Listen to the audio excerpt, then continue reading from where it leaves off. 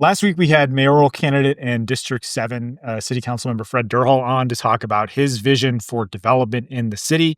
Uh, I feel like this is definitely one of the top, issues in this race. Development is such a broad concept, but like you're saying, we're talking about affordable housing, we're talking about amenities. How do you Yes. feel like this factors in for the race this year for mayor? This is big because Fred Durrell really broke down a lot into his perspective of how the DDA can expand. And really, it brings home so much of what is spoke about on public comment and really throughout many places about tax money going into developing a lot of projects that are needed to sustain and keep a viable Detroit. And that is such a pivotal issue when we think of what exists here, because every dollar just counts so much. You look at the scarcity of options and the cost of everything going around. So if it's high cost for the person to develop a skyscraper, you can only imagine what that's like for the person just day to day and looking at the elephant in the room, the taxes. Obviously, there's a lot of ways to look at how development in Detroit works, how it should work, what leaders should do to stimulate economic growth. And that's why we are bringing on three people who have direct experience in trying to get projects done in the city. Mm. Chase Cantrell is the executive director of Building Community Value. That is a nonprofit that teaches people how to buy and develop small commercial and residential properties. Also joining us is Richard Hosey, owner of Hosey Development LLC. Some call him the godfather of Detroit development. That is real. You'll hear it later. Mhm. He's taken on some big and complicated projects like the ongoing renovation of the Fisher 21 body plant.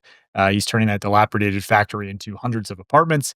And last but not least is Sonia Mays. She's president and CEO of Develop Detroit, which is a nonprofit development organization that specializes in affordable and mixed income housing.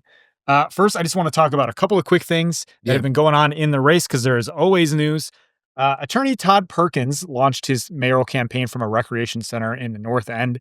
He drew a pretty good crowd. I counted close to 200 people that were there. And he pitched himself as a self made CEO, a neighborhood champion who would work with corporations to build some mutually beneficial partnerships, something we've heard of different kind of stripes from a couple of different candidates. I also took some time to meet with mayoral candidate Rogelio Landing, who is in support of a expansion of the city government. So definitely check back with BridgeDetroit.com later for more coverage of our conversation. What's interesting though, he wants the city to take over, the struggling public school system. He also wants to annex surrounding communities, even going so far as Ann Arbor.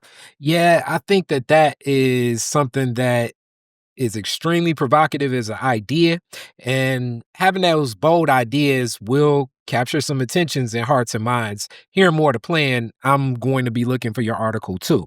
And Attorney Perkins. Attorney Perkins is a voice that a lot of people do know in community. I've known him for years.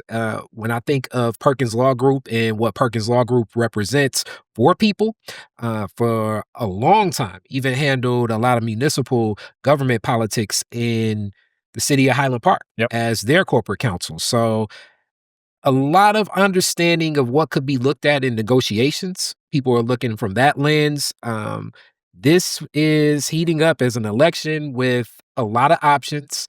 We're definitely looking for Detroit Next to welcome all these guests on, but everyone's looking for that forum.